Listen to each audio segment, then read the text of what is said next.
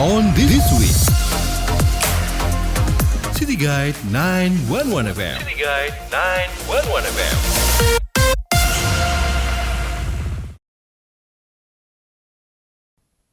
City Guide 911 FM, your City Guide Radio. Halo kawan, saya Nurul Fitriani.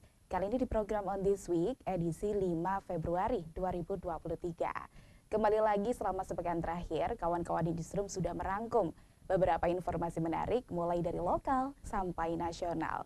Jadi untuk Anda yang ingin menyaksikan secara visualisasi, Anda bisa saksikan di channel YouTube kami, City Guide 911 FM.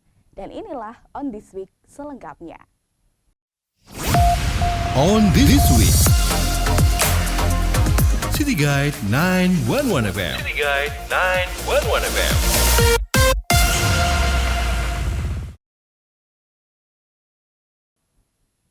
Terpilih secara aklamasi sebagai Ketua KONI, Joni Sujatmoko siapkan konsep sport tourism.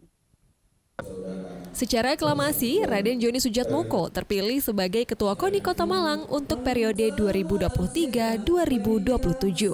Dalam musyawarah olahraga luar biasa Kota Malang atau Musorkotlub, Senin kemarin 31 Januari 2023, 28 cabang olahraga sepakat memilih Joni sebagai Ketua KONI. Proses pemilihan ini dimulai dari penjaringan dan seleksi sejak akhir tahun 2022, yang kemudian didapat dua nama, yaitu Raden Joni Sujatmoko dan Edi Wahyono. Tetapi dalam proses selanjutnya, Edi memutuskan tidak lanjut atau mengundurkan diri. Ditemui setelah acara, Ketua KONI terpilih, Joni Sujatmoko akan segera melakukan konsolidasi supaya secara organisasi KONI lebih baik lagi. Selain itu, ada program baru yang akan direalisasi berupa sport tourism. Kompetisi ini bernilai jual. Kita kemas bernilai jual, bernilai wisata. Karena Malang ini kota wisata. Jadi tujuan utamanya pembinaan prestasi. Tapi bagaimana caranya pembinaan prestasi ini tidak hanya menghabiskan biaya, tapi justru menghasilkan tambahan pendapatan buat para atlet. Dari Malang, Yolanda Oktaviani melaporkan. Pasca perusakan kantor Arema FC, Polresta Malang tetapkan 7 tersangka. Selasa, Polresta Malang Kota menggelar pers rilis yang dipimpin Kapolresta Malang Kota, Kombes Pol Budi Hermanto, yang menetapkan 7 orang sebagai tersangka pengeroyokan dan perusakan kantor Arema dalam kericuhan yang terjadi hari Minggu lalu. Dari 7 orang itu, 5 orang dikenai pasal pengeroyokan dan 2 orang dikenai pasal penghasutan. Kapolresta Malang Kota, Kombes Pol Budi Hermanto menyampaikan, para tersangka diamankan bersama barang bukti seperti 1 bendera hitam, tongkat besi warna biru, tongkat kayu, dan bom spot. 94 orang tidak terlibat sama sekali, sudah dikembalikan ke rumah dan pihak keluarga. Sementara 13 orang dari 107 yang diamankan, ini masih dilakukan pendalaman karena yang bersangkutan berada di lokasi mengikuti aksi. Tapi peran yang bersangkutan apakah melakukan pengerusakan, pelemparan terhadap korban ini masih didalami. Sejauh ini masih belum ada bukti yang cukup sehingga kita jadikan sebagai saksi. Untuk orang yang diamankan sebanyak 8 orang di luar dari 107, ini kita tetapkan 7 orang sebagai tersangka, 1 orang sebagai saksi. Melihat perkembangan terakhir, manajemen Arema FC mempertimbangkan opsi untuk dibubarkan. Komisaris PT Aremania Bersatu Berprestasi Indonesia, Tatang Dwi Arifianto menyampaikan manajemen Arema FC mempertimbangkan untuk membubarkan tim pasca kericuhan demonstrasi di depan kantor Arema FC yang terjadi Minggu kemarin. Kata Tatang, pertimbangan membubarkan tim muncul untuk menjaga kondusivitas di wilayah Malang. Selain itu, Tatang juga menyampaikan pasca tragedi Kanjuruhan, berbagai upaya dilakukan termasuk membuka krisis center untuk membantu penanganan korban. Kenapa? Saya ditekan pemain, ditekan teman-teman, intinya ya mereka pedulilah sama Arema FC kan itu.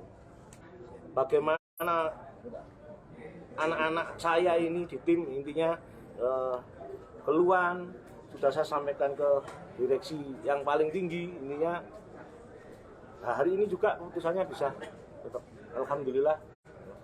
Stok ditambah, Mendak targetkan harga minyak goreng akan aman dalam 2 minggu ke depan.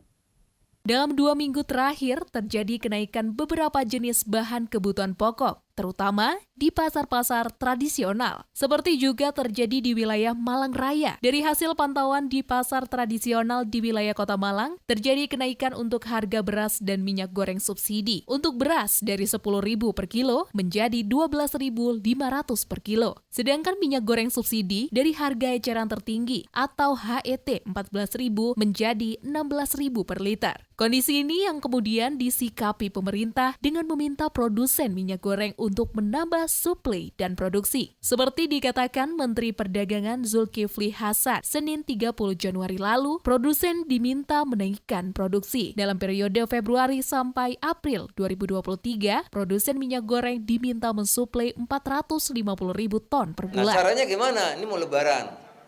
Ya, saya udah panggil semua kemarin, udah teken tuh semua.